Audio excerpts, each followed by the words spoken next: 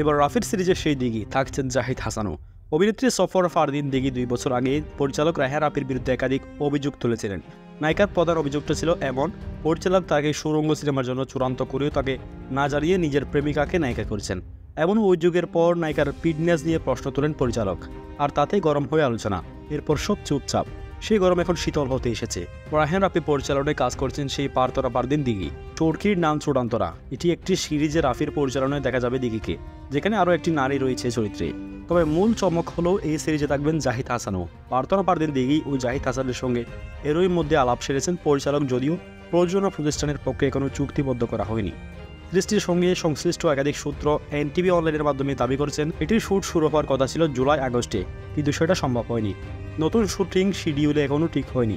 রাফির সঙ্গে কাজের প্রসঙ্গে দিঘির ভাষ্য এমন ছিল যেটা রাফির ভালো উত্তর দিতে পারবেন। ভালো গল্প, চরিত্র হলে আমার পক্ষ থেকে কাজ করতে কোনো অসুবিধা নেই। যদি আমাকে তার সিনেমার জন্য যোগ্য মনে করেন তাহলে সেটা নেবেন। তবে এই প্রসঙ্গে আনুষ্ঠানিক ঘোষণা আসার আগে কোনো মন্তব্য করতে রাজি নন সংশ্লিষ্টরা।